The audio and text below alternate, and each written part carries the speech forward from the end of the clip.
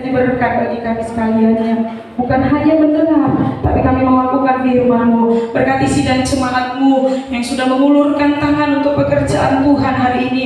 Kami berdoa kiranya Tuhan memberkati setiap usaha pekerjaan mereka. Apa yang mereka kerjakan buatlah berhasil dan beruntung dalam nama Yesus. Yang dalam studi Tuhan menolong mereka, memampukan mereka Tuhan dalam pendidikan mereka yang mencari pekerjaan. Tuhanlah yang akan memberikan pekerjaan yang terbaik bagi mereka. Terima kasih Tuhan Yesus yang baik. Kami siapkan hati kami duduk diam dengar firman Tuhan dalam nama Yesus. Amin. Silakan duduk Bapak Ibu Saudara terkasih. Shalom. Kita bersyukur kepada Tuhan hari ini Bapak Ibu Saudara. Mazmur Daud berkata bahwa adalah lebih baik diam di rumah Tuhan daripada 1000 hari di tempat yang lain. Mazmur Daud berkata, ajaklah aku ke rumah Tuhan, karena hal yang menyenangkan bagiku adalah beribadah di rumah Tuhan. Amin. Haleluya. Bapak Ibu, kita akan sama-sama diberkati oleh firman Tuhan. Kita akan sama-sama disegarkan kembali dari kebenaran firman Tuhan. Tema firman Tuhan hari ini adalah Dia yang menjadikan kita kaya. Katakan amin. Bapak Ibu, kalau bicara tentang kekayaan ini sesuatu hal yang luar biasa, sungguh menarik. Amin. Siapa yang gak mau kaya? Ada yang mau hidupnya miskin terus? Ada? Gak ada kan? Tentu kita semua pasti mau kaya. Nah, Boru Pipi ini pun berusaha sedemikian rupa dia sampai ikut dia ngambil sampai bilang pingsan, bukan bawang putih. Demi menjadikan dia kaya. Untuk apa kerja? Untuk jadikan kaya. Ada orang bilang untuk apa kerja? Kalau saya ditanya untuk apa kerja, saya kerja karena saya harus kaya. Ada orang yang kerja tapi mau biasa-biasa saja hidupnya. Nggak ada kan? Tapi hari ini kita belajar Bapak Ibu tentang Dia yang menjadikan kita kaya. Katakan amin. Haleluya. Bapak Ibu Saudara, 1 Yohanes pasal yang ketiga.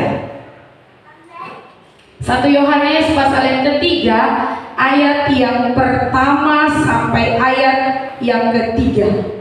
1 Yohanes pasal yang ketiga, ayat yang pertama sampai ayat yang ketiga.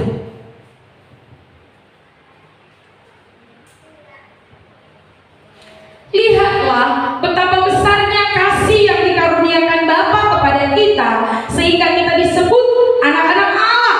Dan memang kita adalah anak-anak Allah. Karena itu dunia tidak mengenal kita, sebab dunia tidak mengenal Dia. Saudara-saudaraku yang kekasih, sekarang kita adalah anak-anak Allah, tapi belum nyata apa keadaan kita kelak. Akan tetapi kita tahu bahwa apabila Kristus menyatakan dirinya, kita akan menjadi sama seperti Dia, sebab kita akan melihat Dia dalam keadaannya yang sebenarnya. Setiap orang yang menaruh pengharapan itu kepadanya menyucikan diri sama seperti Dia yang adalah suci. Katakan amin. Bapak Ibu Saudara terkasih, kenapa saya angkat dari bagian ini dengan tema Dia menjadikan kita kaya? Bapak Ibu, dari perikop yang sudah kita baca, ayat yang pertama menyatakan bahwa kita sekaliannya adalah anak Allah. Katakan amin. Bapak Ibu, percayakah bahwa Allah yang kita sembah adalah Allah yang kaya? Allah yang kaya, yang akan mewariskan segala yang Dia punya bagi anak-anaknya. Orang tua bersusah payah mencari rezeki, orang tua berusaha bersusah payah bekerja untuk mewariskan sesuatu bagi anaknya. Kami punya planning untuk masa depan kami. Kami punya rencana untuk masa depan kami, untuk anak-anak yang Tuhan percayakan bagi kami. Tentu kami mau anak-anak kami mengalami peningkatan taraf hidup lebih dari kami. Kami sebagai hamba Tuhan mewariskan, ada warisan yang harus kami wariskan kepada anak kami. Demikian hal Bapa kita di surga, Bapak Ibu Saudara. Ketika Dia menjadi Bapa kita, Dia menjadi Allah kita, Dia akan mewariskan sesuatu kepada kita.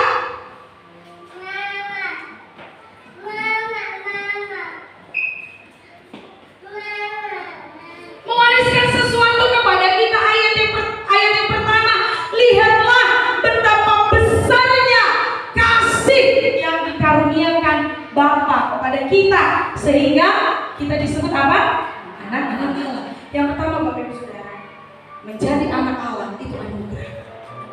Kenapa dia berikan? Kenapa dia harus kasih warisan itu? Karena dia mengasihi kita, karena dia menginginkan kita memperoleh hidup yang kekal. Itu warisan yang pertama. Dia menjadikan kita anak. Dia mengangkat kita menjadi anak, Bapak Ibu Saudara. Menjadi anak Allah itu bukan pilihan kita. Camkan bagi diri kita, menjadi anak Allah bukan pilihan kita, tetapi menjadi anak Allah adalah kasih karunia Allah. Bukan sesuatu yang harus kita balas, bukan sesuatu yang harus kita berikan timbal baliknya, Bapak Ibu Saudara. Kasih karunia itu diberikan Allah dengan cuma-cuma. Artinya apa? Karena Allah mengasihi kita, karena Allah mengasihi saya dan Bapak Ibu Saudara, Dia angkat kita menjadi anak Allah. Amin. Kasih karunia.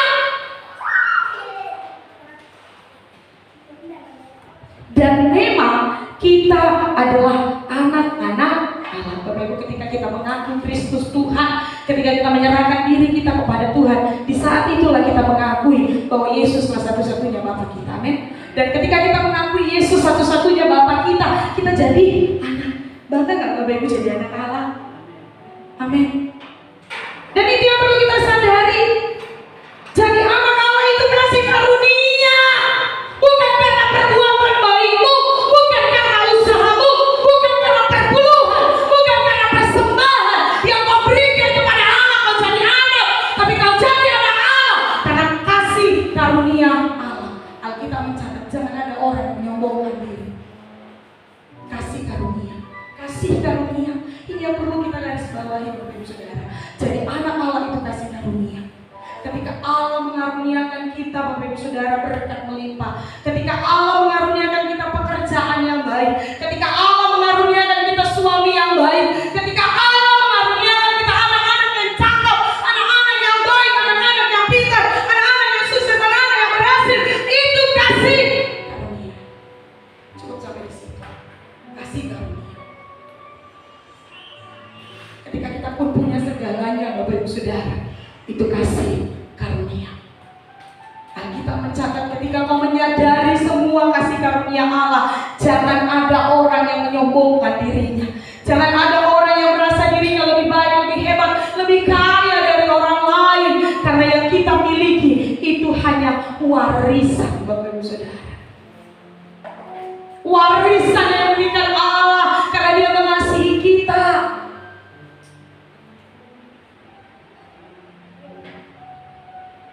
Saudara-saudaraku yang kekasih, sekarang kita adalah anak-anak Allah, tetapi belum nyata apa keadaan kita kelak.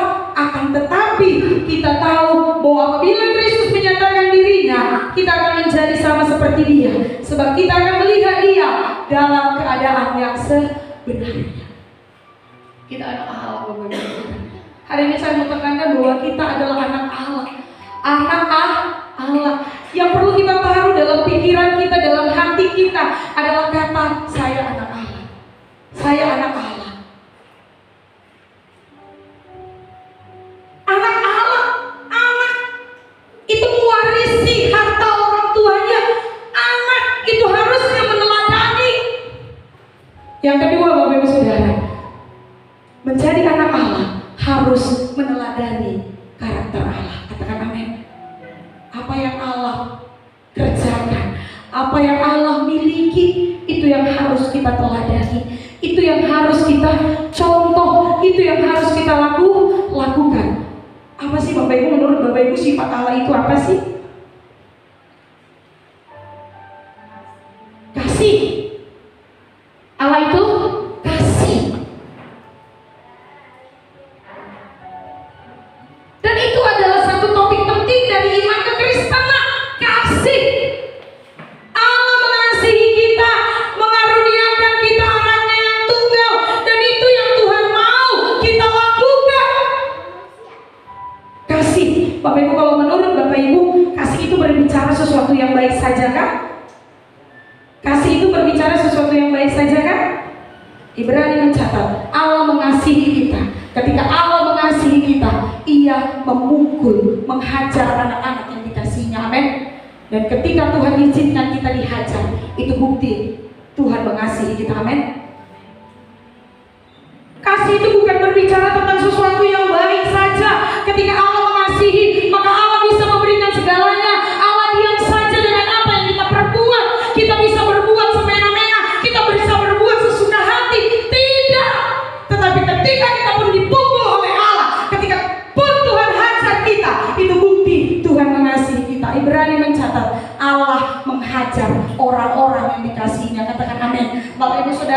bersyukur dengan apa yang pernah saya alami 3 tahun yang lalu. Saya bersyukur dengan apa yang saya alami. Kenapa saya bersyukur? Ketika Tuhan hajar saya karena dosa saya, karena pelanggaran saya. Itu bukti Allah mengasihi saya. Dan itu dibuktikan, kasihnya dibuktikan dengan mengangkat kembali saya, Bapak Ibu Saudara.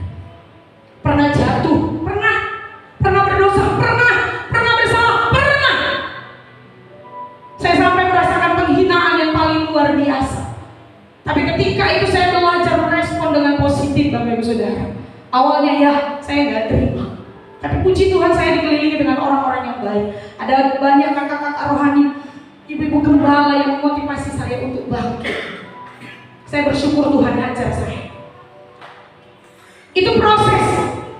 Kenapa Allah menghajar? Karena Allah mengasihi saya. Allah menginginkan saya untuk lebih baik lagi. Ada ibu gembala bilang begini, Tuhan hajar kamu karena Tuhan tahu kau bisa berbuat lebih baik lagi dari ini.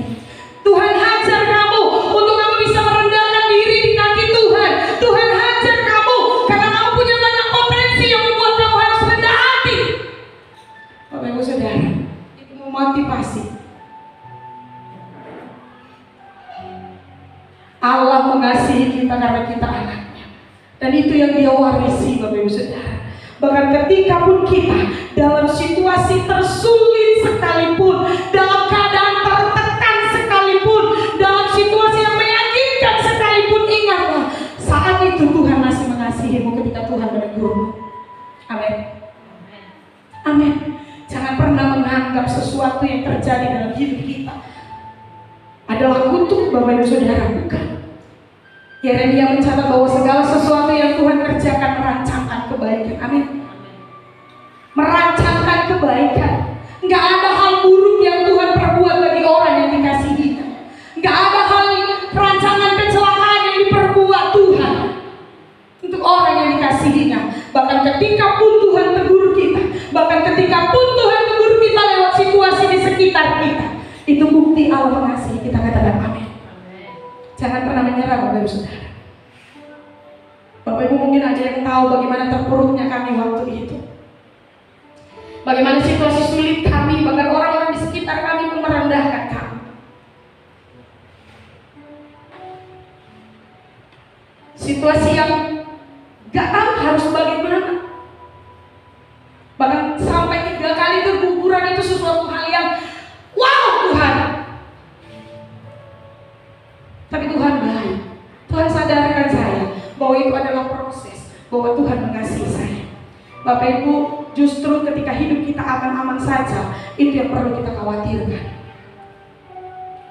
Semua baik-baik saja. Bahkan ketika pun kita melakukan dosa, ketika pun kita melakukan kesalahan, semua baik-baik saja. Itu yang perlu dipertanyakan. Karena apa, Bapak Ibu Saudara? Ibrani mencatat Tuhan menghajar orang yang dikasihinya. Tuhan gak pernah membiarkan orang yang dikasihinya hidup dalam dosa. Tuhan gak pernah membiarkan orang yang dikasihinya berkelimpang dosa. Tetapi Tuhan menghajar orang-orang yang dikasihi Tuhan. Amin. Ketika Tuhan menghajarmu hari ini, itu bukti Tuhan mengasihimu. Itu bukti kau anak Allah. Katakan amin. Itu kebanggaan kita, Bapak Ibu Saudara. Sama kayak mama kita. Mama kita, kalau kita baik-baik saja pasti mama kita akan baik. Tapi kalau kita lihat anak kita nggak benar, pasti kita curi. Di sekolah juga begitu. Saya ingat sekali dulu waktu aku sekolah, ketika aku salah, ketika aku nggak kerjakan PR, pasti akan ada hukuman dari guru. Beda dengan sekarang. Lihat kualitas pendidikan sekarang ini, Bapak Ibu Saudara. Lihat mutu pendidikan sekarang ini, miris. Saya sebagai seorang guru miris lihatnya. Karena apa? Guru itu nggak bisa mendisiplin anak sama seperti dulu. Ada di tempat kami, di sekolah yang berbeda dari sekolah tempat saya, Bapak Saudara. Cuma ditamparnya, gitu. Ngadu anaknya sama mamanya, dilapor langsung ke polisi. Padahal nggak ada goresan apa-apa, nggak ada sebenarnya. Itu sekarang akibatnya apa? Kualitas pendidikan itu rendah, Bapak Saudara, dibandingkan yang dulu. Dulu masih ada guru yang memukul pakai rotan. Aku ingat masih ada kayu yang bebas yang panjang itu dari kayu, masih ada dulu. Masih pernah dipukulkan ke kaki kakiku, masih pernah. Masih ada dulu guruku waktu SMP, sampai kami juluki dia Bapak Smash, karena dia suka smash kepala. Masih ada. Kualitasnya tinggi Bapak Ibu Saudara. Anak-anak yang dulu itu jauh lebih berkualitas nilai pendidikannya daripada anak sekarang. Coba lihat anak sekarang, kelas 6 SD masih ada yang belum bisa kali-kali. Kelas 6 SD masih ada yang belum bisa baca. Si Nomi sampai sekarang gak bisa baca, udah kelas 2. Malu aku jadi guru. Gak berkualitas. Ketika Tuhan disiplin kita Bapak Ibu Saudara, Tuhan mau jadikan kita menjadi pribadi yang berkualitas. Jadi anak Allah yang berkualitas, bukan biasa-biasa saja, bukan standar-standar saja, bukan hanya kayak anak sekolah yang bisa baca tulis, berhitung tambah-tambah, bukan. Tapi Tuhan mau jadikan kita menjadi pribadi yang berkualitas. Ketika Tuhan mendisiplin hidup kita, katakan amin. Itu anak Allah. Anak Allah ketika didisiplin nggak cium hatinya, Bapak Saudara. Anak Allah ketika didisiplin nggak mundur, nggak bilang kalau nggak mau saya jadi lebar tadi.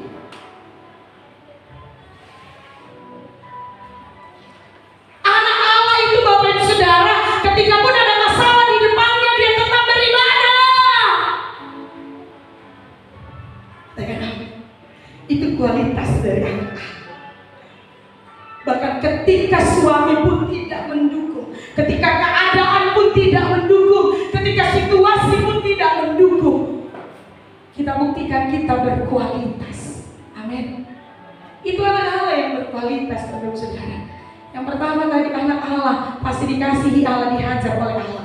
Yang kedua, hajaran Allah itu Bapak Saudara, itu adalah pendisiplinan diri kita untuk kita lebih baik lagi, lebih baik lagi. Amin.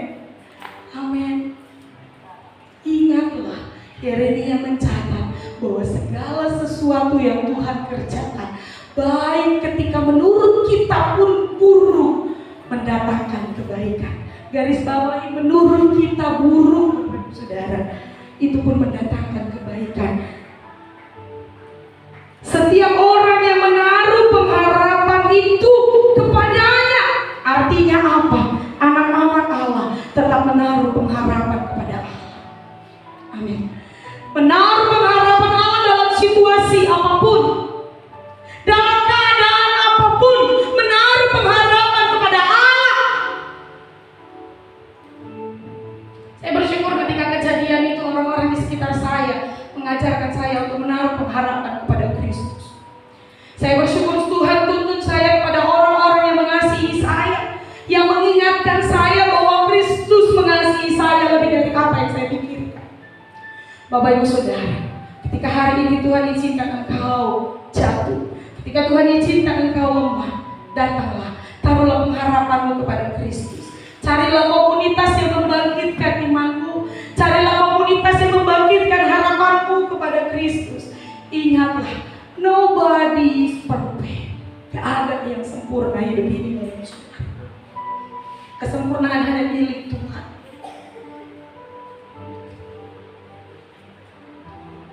Tapi sebagai anak Allah, kita tahu bagaimana cara hidup kita sebagai anak Allah. Sebagai anak Allah kita harus tahu bagaimana kita harus bersikap, bagaimana kita harus menghadapi situasi sulit itu, Bapak Ibu Saudara. Dia yang menjadikan kita kaya, bukan sekedar berbicara materi, Bapak Ibu Saudara, tetapi Tuhan Allah kita menjadikan kita kaya dalam hati kita. Kekayaan hati, kekayaan pikiran, kaya dengan sukacita, kaya dengan damai sejahtera. Kaya bukan berbicara materi atau uang saja, Bapak Ibu Saudara, tapi Tuhan menjadikan kita kaya dalam sukacita, kaya dalam damai sejahtera, kaya dalam hati, Bapak Ibu Saudara, kaya dalam pikiran kita, menaruh pikiran kita yang terdapat dalam Kristus. Ini mencatat semua hal yang baik, semua hal yang mulia, semua yang sedap didengar, semua yang berasal dari Allah, pikirkanlah semuanya itu. Amin. Artinya apa? Iri, dengki, kesombongan, kecongkakan itu tidak berasal dari Allah. nggak perlu dipikirkan. Tetapi yang perlu kita pikirkan, semua yang baik. Ayo coba sama-sama Bapak Ibu hitung. Semua yang baik, semua yang mulia, semua yang sedap didengar, semua yang berasal dari Allah, itulah yang ada dalam pikiran kita. Amin. Tuhan menjadikan kita kaya dalam pikiran. Tuhan menjadikan kita kaya kasih karunia. Kasih itu lemah lembut, apalagi Bapak Ibu Saudara. Kasih itu lemah lembut, kemudian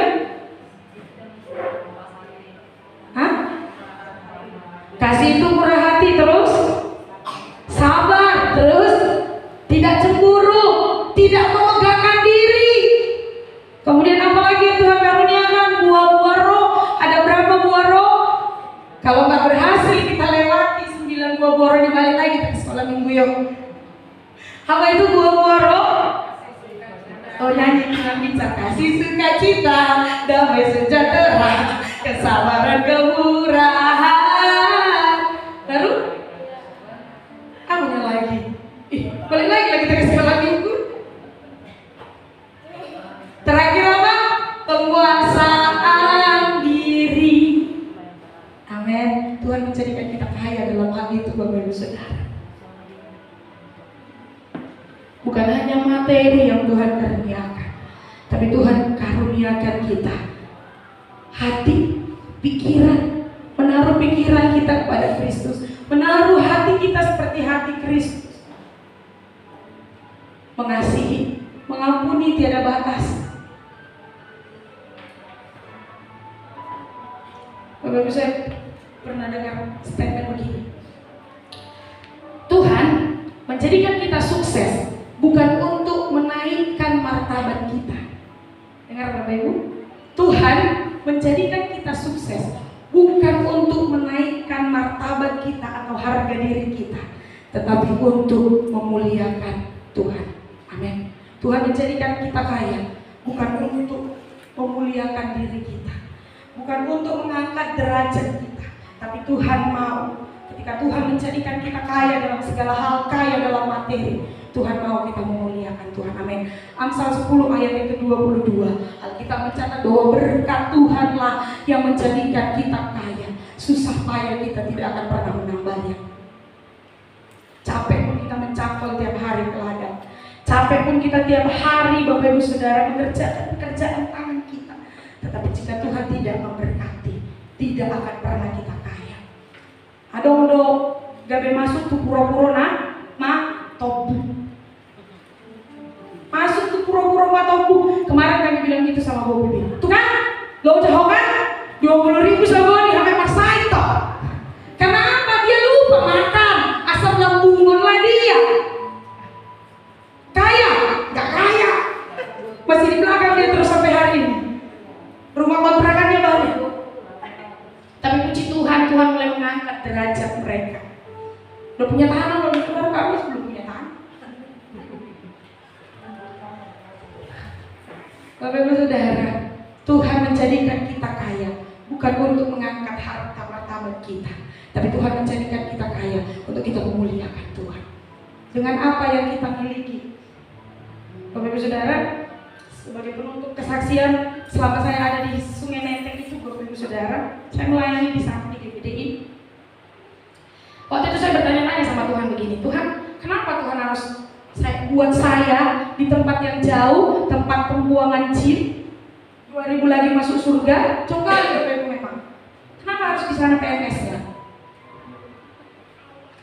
Bu Pipi sekali ke sana nggak mau lagi dia datang lagi. Apapun yang terjadi sama aku nggak mau lagi dia datang ke sana. Karena apa?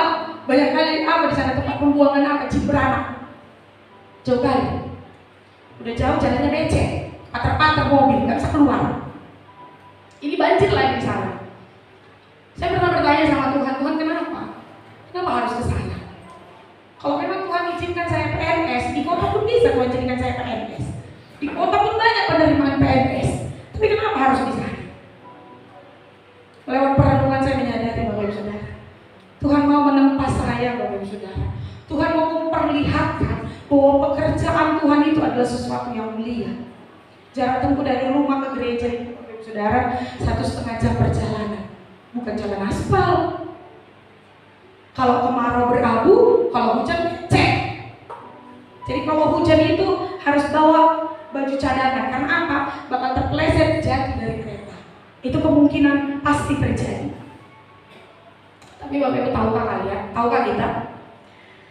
Keadaan itu tidak menyurutkan semangat jemaat sana untuk memuji Tuhan, Bapak Ibu Saudara. Saya pernah sekali terpukul waktu itu hujan ibadah rumah tangga hari Selasa. Waktu itu hujan, kami berpikir udahlah hujan kok. Tak akan ada yang bikin ibadah. Bapak Ibu tahu, datang 3 keluarga ke rumah kami. Ayo ibadah.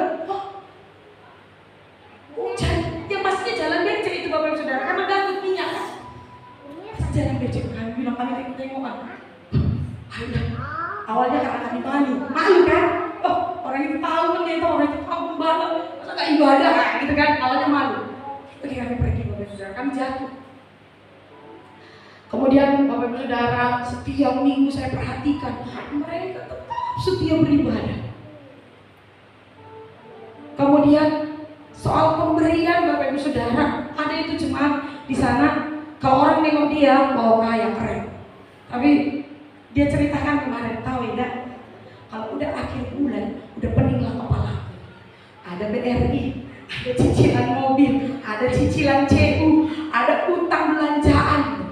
Kalau dihitung-hitung, 1 bulan itu harus kututupi hampir 50 juta. Tapi Bapak Ibu Saudara, apakah keadaan itu mengurungkan niatnya untuk memberi untuk Tuhan? Tidak. Rata-rata begitu di sana. Kalau ada pertemuan, Bapak Gembala kami cuma bilang gini, dari keluarga Bapak, Lukin ada ya 10 kilo babi diarsip. Dari keluarga ini 5 kilo ikan mas diarsip. Dari keluarga ini ikan nila 5 kilo di asam manis. Semua dapat jemaat itu. Hari hanya semua datang. Bawa masakan itu Bapak Saudara. Semua datang. Ada yang bersyukur-syukur? Tidak. Karena mereka tahu ketika semua yang mereka miliki itu karena kasih karunia Tuhan. Mereka tahu bahwa tujuan Tuhan memberkati mereka adalah untuk memuliakan Tuhan. Amin Bapak Saudara. Saya belajar dari mereka di sana. Oh iya Tuhan. Bahkan ketika pun Tuhan izinkan aku PNS, Tuhan mau aku memuliakan Tuhan.